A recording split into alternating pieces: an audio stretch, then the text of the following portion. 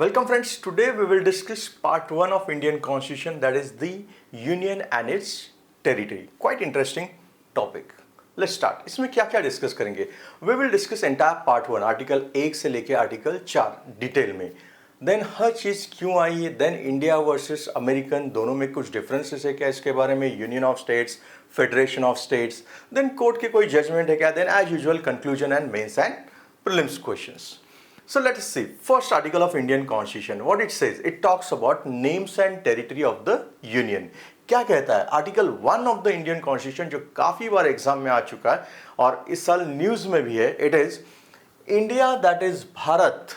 India that is Bharat, मैं फिर से रिपीट कर रहा हूं, शैल be union of states. Please clear, ये क्वेश्चन हमेशा पूछा जाता है कि it's a federation, quasi federal.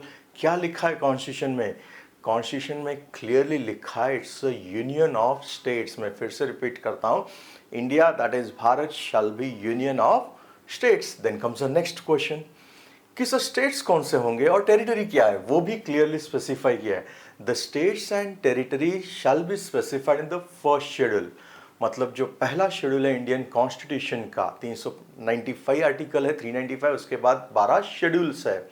सो उसमें 28 स्टेट्स है और 9 यूनियन टेरिटरी आज की तारीख में है.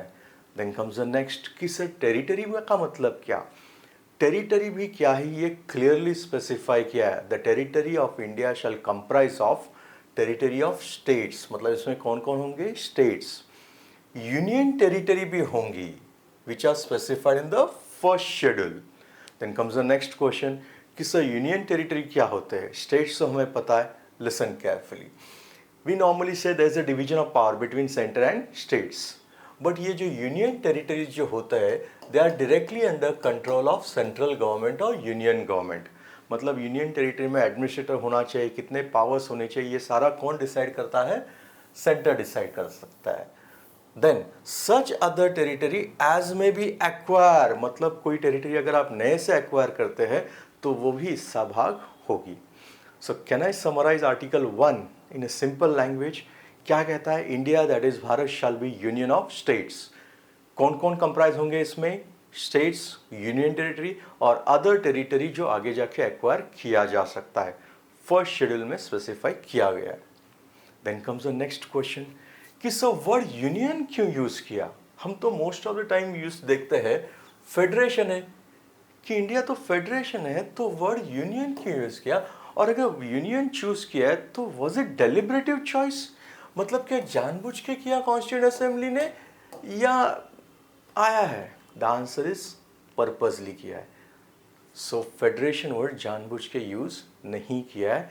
यूज क्या किया है? Union. Listen carefully, union of India is not the product of agreement among the existing states. ये स्टेटमेंट बहुत इंपॉर्टेंट है. मतलब यूनियन ऑफ इंडिया है, ये कोई स्टेट्स ने आके बनाया है क्या? नहीं, पहले यूनियन ऑफ इंडिया है. Then for administrative purpose and linguistic and other purpose we have decided to create new states.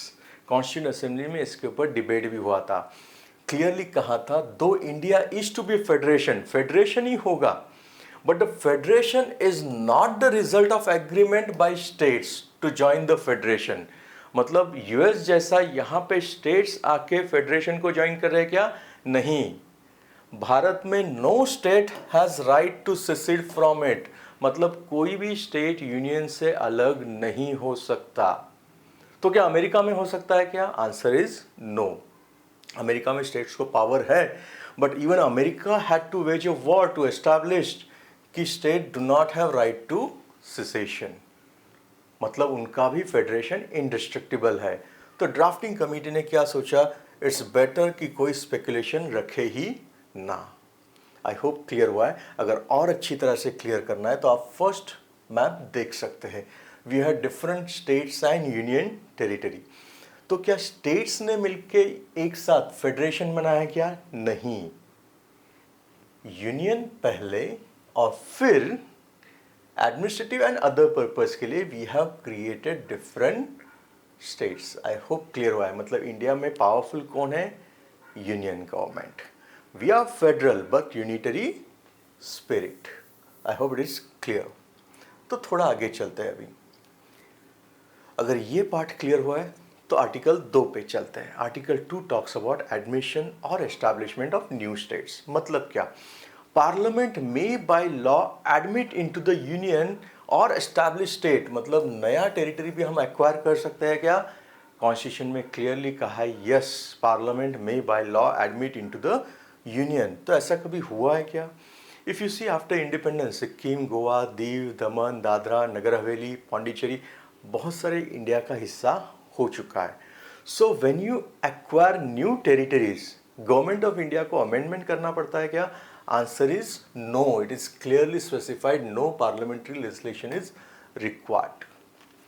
Then comes the next कि सर नया टेरिटरी के लिए अमेंडमेंट की जरूरत नहीं है, बट क्या पुराना टेरिटरी अगर आपको कोई हिस्सा सिसेशन करना है, मतलब कोई पार्ट अगर आपको किसी और को देना है आपका हिस्सा, तो आप दे सकते हैं? आंसर इज नो, कॉन्स्टिट्यूशन में ऐसी कोई प्रोविजन नहीं है।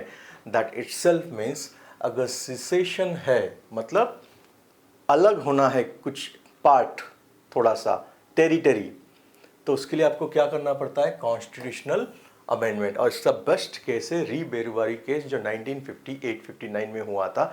9th कॉन्स्टिट्यूशनल अमेंडमेंट एक्ट 1960 इसके बाद हुआ to give effect to the Nehru Noon agreement. So can I simply say आप टेरिटरी एक्वायर कर सकते हैं क्या? Answer yes. अपना टेरिटरी सिसेशन करने के लिए आपको प्रोविजन है क्या? नहीं, आपको क्या करना होगा? Constitutional amendment.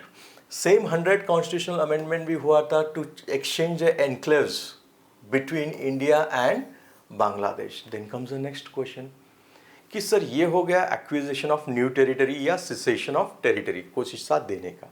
But suppose neighbours के साथ आपका कोई बाउंड्री डिस्प्यूट है और उसके तहत आपने कोई टेरिटरी एक दूसरे को दे दिया secession, does that mean that will require amendment? ये क्लियरली कोर्ट ने कहा है settlement of boundary dispute with another country is without an amendment to the constitution, मतलब उसके लिए अमेंडमेंट करने की जरूरत नहीं है।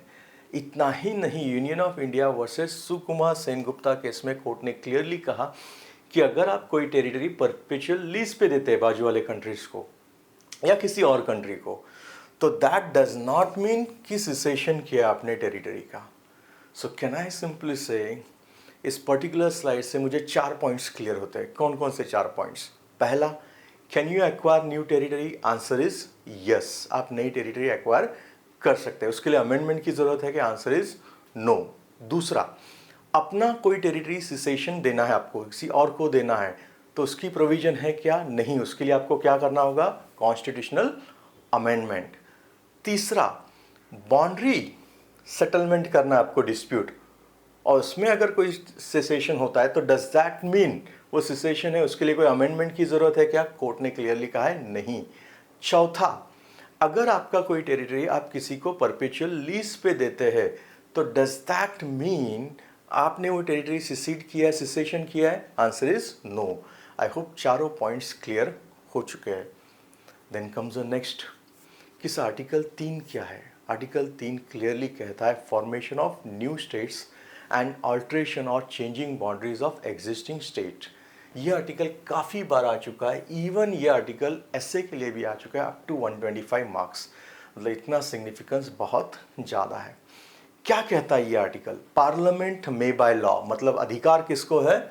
पार्लियामेंट को है। कैसे? बाय लॉ, मतलब अमेंडमेंट की जरूरत नहीं। क्या कर सकता है?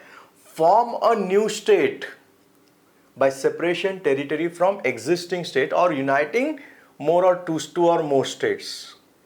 That itself means यहाँ पे पार्लियामेंट कानून करके किसी भी स्टेट का एरिया इंक्रीज कर सकता है, डिमिनिश मतलब कम कर सकता है, स्टेट का बाउंड्रीज चेंज कर सकता है और स्टेट का नाम भी चेंज कर सकता है। सो कैन आई सिंपली शो, अगर एक स्टेट इतना है, सो क्या पार्लियामेंट इसका एरिया बढ़ा सकता है? Answer is yes.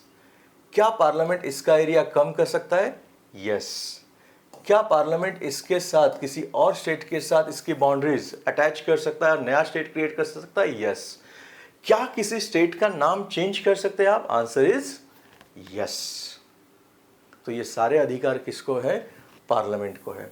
Now comes the next question कि सर आप स्टेट स्टेट बोल रहे हैं, लेकिन यहाँ पे यूनियन टेरिटरी कहाँ पे है? क्या यूनियन टेरिटरी और स्टेट इनको मर्ज करके कोई स्टेट क्रिएट हो सकता है? तो यहाँ पे एक्सप्लेनेशन भी दिया है क्या कि in this article from clause A to E, मतलब यहाँ से यहाँ तक state includes union territory also, मतलब स्टेट में यूनियन टेरिटरी भी इंक्लूड है। Please listen carefully. मतलब जो मैंने कहा कि आप स्टेट का एरिया इंक्रीज कर सकते हैं, डिक्रीज कर सकते हैं, ऑल्टर बाउंड्री कर सकते हैं या नाम बदल सकते हैं, वैसे ही आप यूनियन टेरिटरी के साथ भी कर सकते हैं। ये क्लियरली कॉन्स्टिट्यूशन में लिखा हुआ है। Then comes the next question कि सर इसके लिए प्रोसेस क्या है? Listen, there is a process for it. क्या प्रोसेस है यहाँ पे? प्रोसेस ये है कि अगर आपको नया स्टेट क्रिएट करना है तो इन दैट केस आपको ये बिल तभी आप इंट्रोड्यूस कर सकते हैं जब प्रेसिडेंट का रिकमेंडेशन हो। मतलब आपको नया स्टेट अगर क्रिएट करना है या बाउंड्रीज चेंज करना है तो आपको परमिशन किसकी लगेगी? रिकमेंडेशन प्रेसिडेंट का। प्रेसिडेंट क्या करते हैं? प्रेसिडेंट वो बिल कंसर्न स्टेट लेजिस्लेचर के पास भेजते हैं। कंसर्न स्टेट लेजिस्लेचर के पास भेजते हैं किसके लिए? To know their opinion. Then comes the next question कि सर कितने टाइम में ओपिनियन देना होता है? Obviously that is decided by president और बिल में वो स्पेसिफाई किया जाएगा। देन वो स्टेट लेजिस्लेचर अपना ओपिनियन देंगे और ये बिल चला जाएगा फिर पार्लियामेंट के पास। नाउ नेक्स्ट क्वेश्चन कि सर स्टेट असेंबली ने जो कहा क्या वो पार्लियामेंट के ऊपर या प्रेसिडेंट के ऊपर बाइंडिंग होता है क्या? Answer is no. Parliament may और may not accept the recommendation of state assembly and parliament can pass the bill by simple majority. Simple majority मतलब 50% प्रेजेंट एंड वोटिंग। मतलब इंडिया में स्टेट क्रिएट करना या boundaries change करना या नाम change करना, ये सारे अधिकार किसके पास है? पार्लियामेंट के पास है। मैं फिर से रिपीट करता हूं, रिकमेंडेशन किसका लगता है? प्रेसिडेंट का। कौन से हाउस में इनिशिएट कर सकते हैं? ईदर हाउस में। लेकिन बिल पहले कहाँ जाएगा? कंसर्न स्टेट लेजिस्लेचर के लिए, उनका ओपिनियन जानने के लिए। कितने दिन में ओपिनियन देना होता है? प्रेसिडेंट बताता है। स्टेट असेंबली का ओपिनियन पार्लियामेंट के ऊपर बाइंडिंग होता है? Answer is no. पार्लियामेंट ये कितने मेजॉरिटी में पास करता है? 50% प्रेजेंट एंड वोटिंग। इसके लिए कोई अमेंडमेंट की जरूरत है? Answer is no. I hope ये पार्ट क्लियर हो चुका है। देन कम्स द नेक्स्ट कि सर आर्टिकल 4 क्या है? आर्टिकल 4 कहता है कि laws made under article 2 and 3। Article 2 हमने देखा किसके बारे में? Regarding acquisition of new territory. 3 किसके बारे में? Regarding creation of new states, changing boundaries etcetera.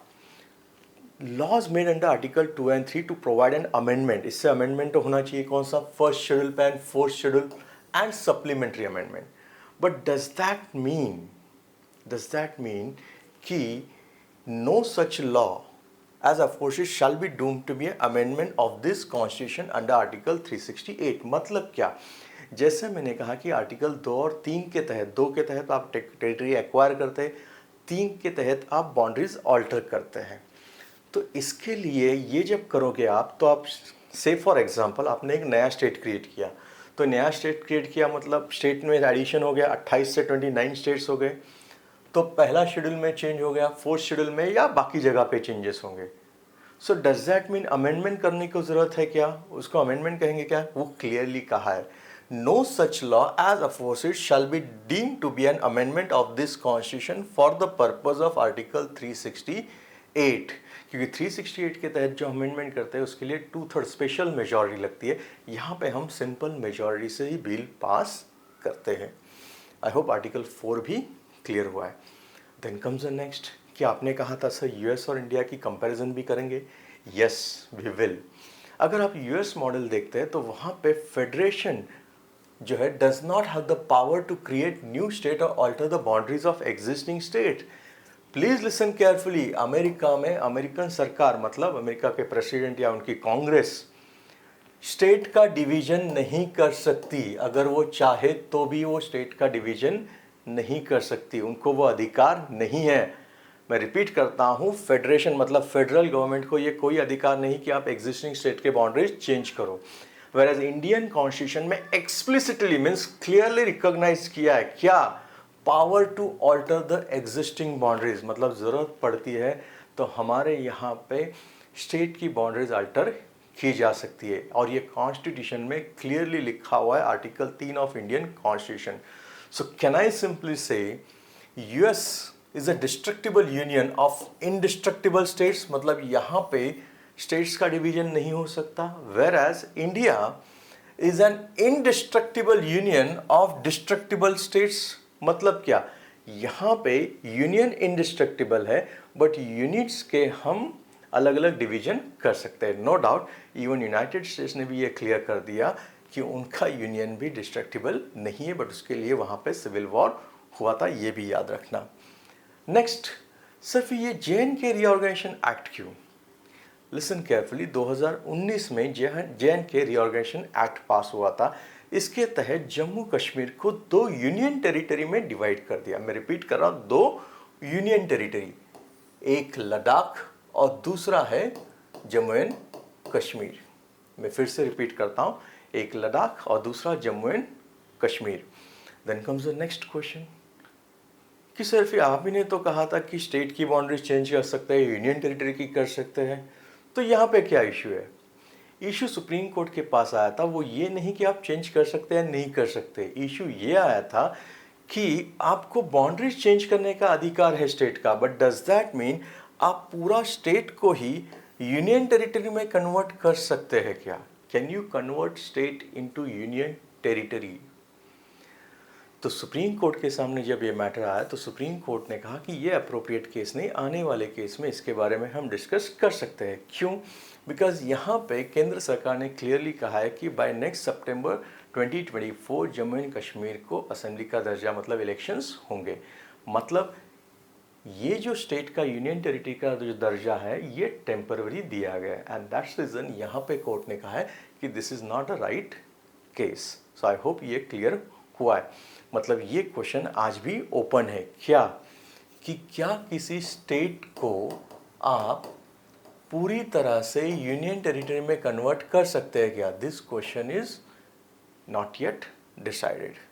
Then comes the next कि सर कंक्लूजन क्या पूरा वीडियो का? अगर आप पूरा वीडियो ठीक तरह से देखा होगा, डोंट थिंक इसमें से most of the provision news में ही है पिछले साल भर। सो एग्जाम में क्वेश्चन डेफिनेटली आ सकता है। कैसे कैसे? पहले तो India that is Bharat shall be union of states. Union of states के बारे में तो ऑलरेडी क्वेश्चन आ चुके हैं। इंडिया दैट इज़ भारत, इसके ऊपर भी चर्चा काफ़ी चल रही है। कौन कौन होंगे इसमें? यूनियन टेरिटरी क्या होता है, स्टेट्स क्या होता है, ये कहाँ पे है? आर्टिकल 1, तो वो भी याद रखना है। आर्टिकल 2 क्या है? अगर आपको चाहिए तो आप नया टेरिटरी भी एक्वायर कर सकते हैं। क्या उसके लिए अमेंडमेंट की ज़रूरत होती है? कि आंसर इज नो। नेक्स्ट, अपना कोई एरिया सेसेशन करना है तो उसके लिए अमेंडमेंट की ज़रूरत होती है? Answer is yes. Boundary settlement dispute को सेसेशन कहेंगे क्या? नहीं। अगर आपने कुछ लीज पे दिया है, perpetual lease, that's that mean आपने सेसेशन किया है? Answer is no. आर्टिकल 3 क्या कहता है? नया स्टेट क्रिएट करना, बाउंड्रीज ऑल्टर करना, या 2 और मोर स्टेट्स को एक साथ करना, या फिर स्टेट्स के नाम बदलना, ये सारे अधिकार किसे है?